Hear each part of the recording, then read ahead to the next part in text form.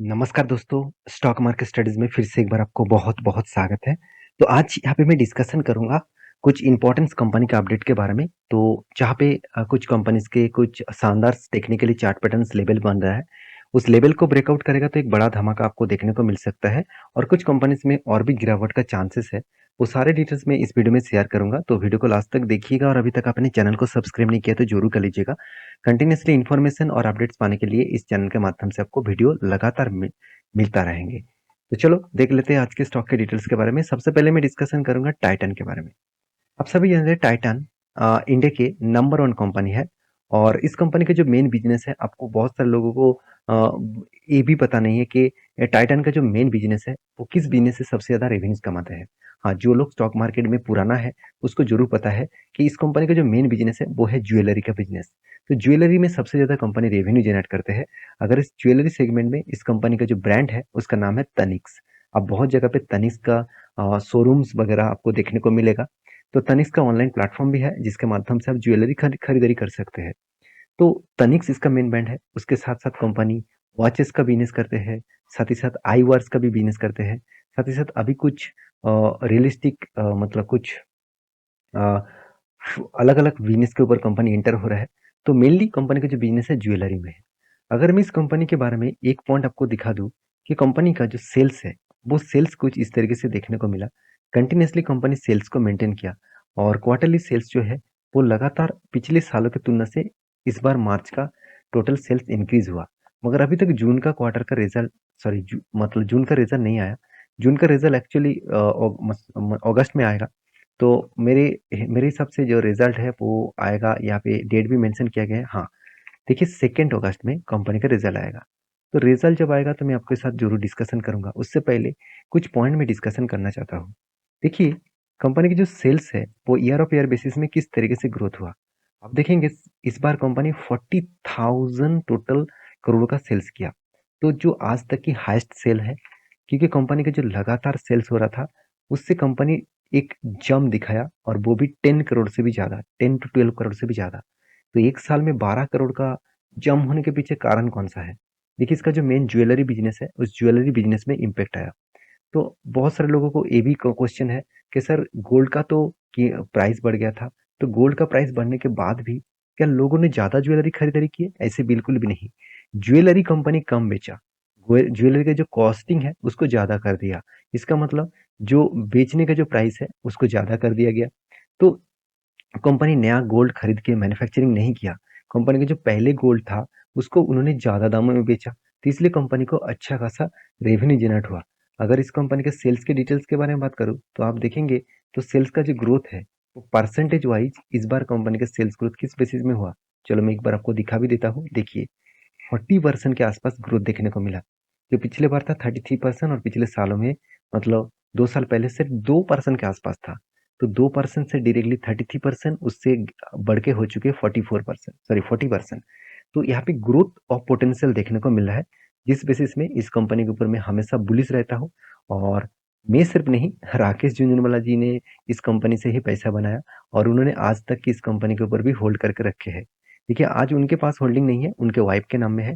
आप देखेंगे झुनझुनवाला राकेश राधेश्याम जी के पास जो होल्डिंग्स था उन्होंने बेचा गया, क्योंकि उनका जो डायरेक्टली शेयर है वो किसके पास चला गया? रेखा जी के पास। रेखा जी के पास पहले तो होल्डिंग्स था, उसके साथ बाकी होल्डिंग्स ऐड हो गया। तो अभी फिलहाल के लिए देखिए कंपनी 5.36 का टोटल परसेंटेज के आसपास होल्डिंग्स देखने को मिला और वो भी जून क्वार्टर में। तो जून क्वार्टर खत्म होने के बाद होल्डिंग्स थोड़ा सा बढ़ाया गया। तो यहाँ पे देख देख सकते हैं आज तक की इस कंपनी के होल्ड करने का जो मेन मकसद है, कंपनी कंटिन्यूअसली प्रॉफिट ग्रोथ और रिटर्न। तो कंपनी आपको धमाका रिटर्न दे रहा है। कंपनी कंटिन्यूअसली देखिए 27% का रिटर्न दिया। एवरेज आप 27% बोल सकते हैं। तो 27% रिटर्न कोई छोटा मोटा रिटर्न नहीं है। तो हर 3 साल में आप बोल सकते हैं, हर तीन तीन साढ़े 3 साल में आपका फंड डबल हो रहा है। तो इससे और क्या चाहिए, और कौन सा चीज को जरूरत होगा। कोई कंपनी अगर 3 साल में आपको फंड डबल कर रहा है तो इससे बड़ी चीज और कुछ हो नहीं सकता। जहाँ पे आप कोई भी एफडी करेंगे तो 10 से 11 साल लग जाएंगे। अगर सेविंग अकाउंट में पैसा रखेंगे तो वो तो बर्बाद हो जाएगा, बोलने का कोई जरूरत ही नहीं है। म्यूचुअल फंड के ऊपर निवेश करेंगे तो 15% से ज्यादा रिटर्न आपको बहुत कम कंपनी में दिखेगा। तो मैं जरूर कहूंगा इस कंपनी के ऊपर मेरा तो बुल स्टैंड है। आपका क्या राय है मुझे जरूर कमेंट्स करना। इस कंपनी के ऊपर सिर्फ प्रोमोटर नहीं, अगर देखेंगे तो एफआईएस ने भी अच्छा खासा होल्डिंग्स रखे, डीएस के पास भी है, पब्लिक के पास भी है, प्रोमोटर के पास भी अच्छा खासा होल्डिंग्स है। तो हर कोई इस कंपनी के ऊपर निवेश करना चाहेंगे। तो मैंने एक आपको ट्रेड मेंशन किया था जो एक cup with handle pattern create हुआ था। तो cup with handle pattern create हुआ, उसके बाद ब्रेकआउट भी हुआ और देखिए कंपनी इजीली टारगेट को अचीव के आसपास देखने को मिला था।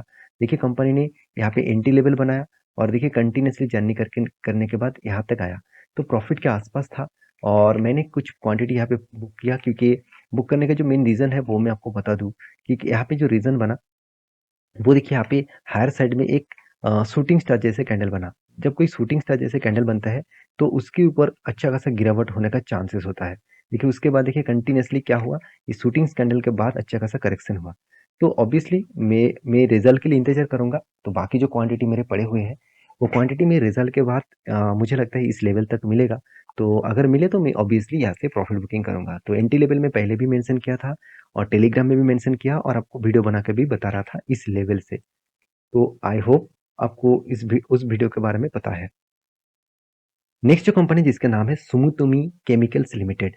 तो ये एक जापानीज कंपनी है। अगर सुमुतोमी केमिकल्स सर्च करेंगे तो जापानीज आपको कंपनी का शेयर दिखेगा। चलो मैं आपको दिखाई दे, ध्यान से देखना। इंडियन में जो प्राइस है 400 के आसपास और जो जापान में इसका प्राइस है कितना, 440 के आसपास।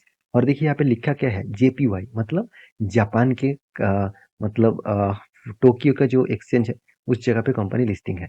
तो कंपनी मैक्सिमम चार्ट पैटर्न दिखा दो। देखिए जापान में इसका हालत किस तरीके से है। अगर इसी इसी कंपनीज को मैं इंडिया के इस हिसाब से देखूं तो इंडिया में क्या है, आप देखेंगे पॉजिटिव में है। तो जापान की कंपनी इंडिया में काम कर रहा है और एक केमिकल सेक्टर के एक लीडर्स कंपनी है। कंपनी में बहुत ज़्यादा स्ट्रेंथ है मेरे हिसाब से, क्योंकि कंपनी के देखिए मार्केट कैप तो अभी बहुत छोटा है, एक स्मॉल कैप टाइप कंपनी अभी भी है। कंपनी का आरओसी आरओई बेस्ड है, कंपनी का पी रेशियो तो ठीक ठाक है। डेप्थ के बारे में बात करूँ तो जीरो डेप्थ है, एनुअल इनकम भी अच्छा खासा है। तो सब कुछ कंपनी में पॉजिटिव में देखने को मिला।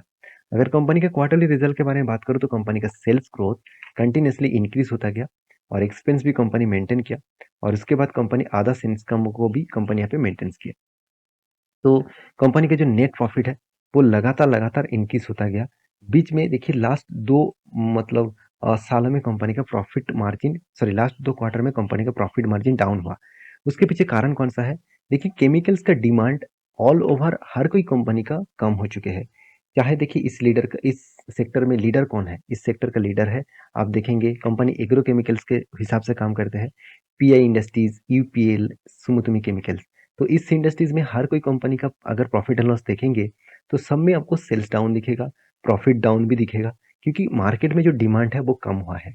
तो केमिकल सेक्टर में पूरा इंडस्ट्रीज में कंपनी के ऊपर प्रेशर है, हर कोई कंपनी के ऊपर प्रेशर है, तो इसके ऊपर भी है। तो इसमें चिंता करने का कोई जरूरत नहीं है। कंपनी का कंटिन्यूसली प्रॉफिट मेंटेन साल भर में देखे तो कंटिन्यूसली कंपनी प्रॉफिट को इंक्रीज करता गया। तो कंपनी का sales growth, profit growth, return of equity सब कुछ ठीक है सर। कंपनी ने फिलहाल के लिए रिटर्न नेगेटिव में दिया। तो कंपनी कितना खुद का रिजर्व को बढ़ाया वो देख लीजिए। कंपनी का रिजर्व लगातार बढ़ते गया, इस बार 1800 करोड़ के आसपास रिजर्व बना।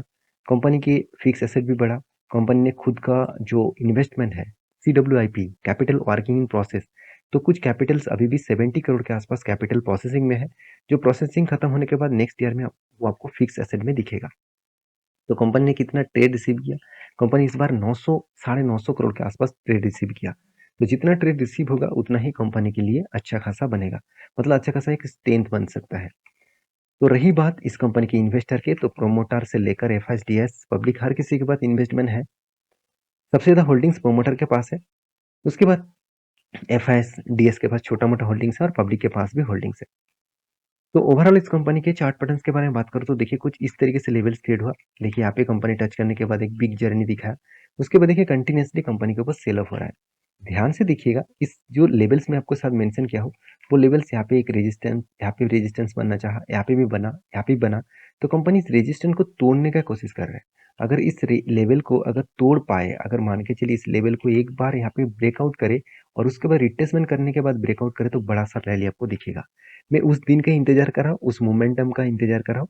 जब कोई लेवल्स ब्रेकआउट होगा तो मैं जरूर इसके ऊपर एंट्री लूंगा और आपके साथ भी मैं शेयर करूंगा। नेक्स्ट जो कंपनी कंपनी है जिसका नाम है एसो इंडस्ट्रीज।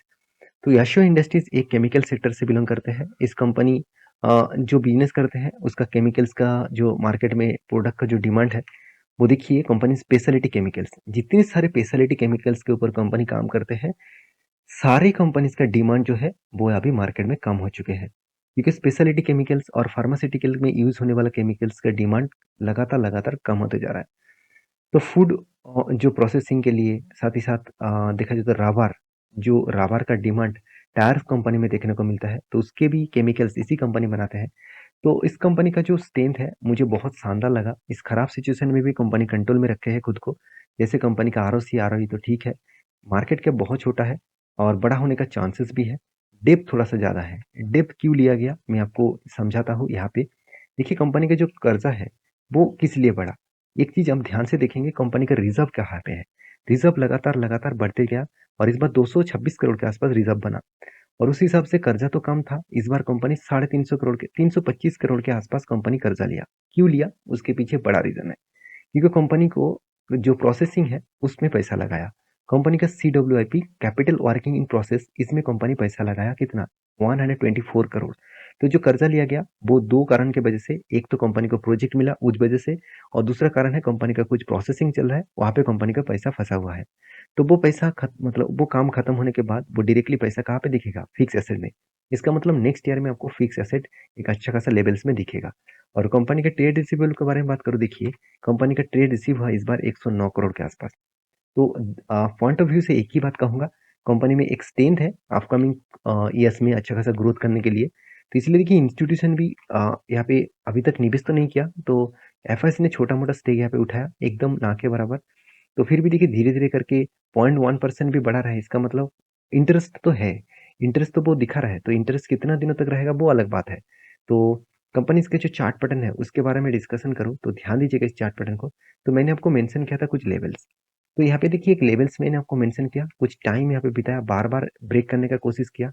और यहाँ पे मैं थोड़ा सा जूम करके आपको दिखा देता हूँ और भी क्लियर हो जाएगा। देखिए यहाँ पे एक हाई वॉल्यूम के साथ एक ब्रेकआउट दिया, तो इस कैंडल ने ब्रेकआउट दिया। तो मैंने आपको मेंशन किया था किसी भी लॉन्ग बड़ा कैंडल में आपको ब्रेकआउट होता है तो कभी भी एंटी मत लेना, वो आपको फंसा सकते हैं। देखिए उसके बाद करेक्शन हुआ और मैं एंटी कब लूंगा, मैं इस लेवल के ऊपर अगर कोई भी ग्रीन कैंडल दिखे तो मैं एंटी जरूर उस कैंडल में लूंगा।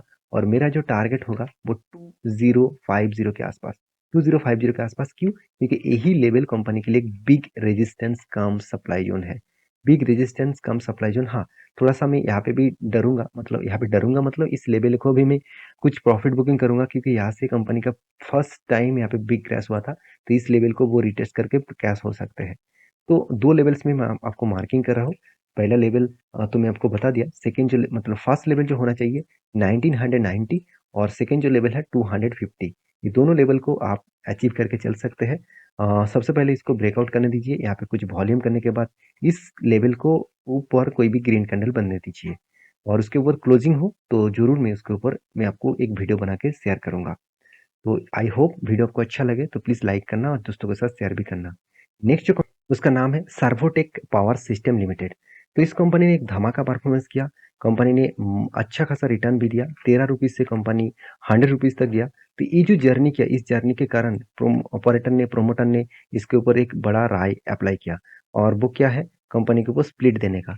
कंपनी की जो फेस वैल्यू 2 रुपया था वो उसको 1 रुपया करने वाला है। इसका मतलब हर एक शेयर में आपको 2 शेयर कंपनी देने वाले हैं। तो आई होप वीडियो आपको अच्छा लगे, तो प्लीज़ लाइक करना। और ये वीडियो टोटली एजुकेशन पर्पस में था, कोई बाय एंड सेल का रिकमेंडेशन नहीं था। मेरा काम है आपको सारे जानकारी दिखाना, आपका काम है उस जानकारी को रिसर्च करके ही काम करना। क्योंकि खुद रिसर्च करके काम करेंगे, तो खुद उसके ऊपर स्टडी करके काम करेंगे, तो आपको कभी भी स्टॉक मार्केट में डर नहीं लगेगा किसी भी स्टॉक को पिक करने में। तो मिलते हैं नेक्स्ट वीडियो में, तब तक के लिए अच्छे से रहिए, अपनी ख्याल रखिए, बाय बाय।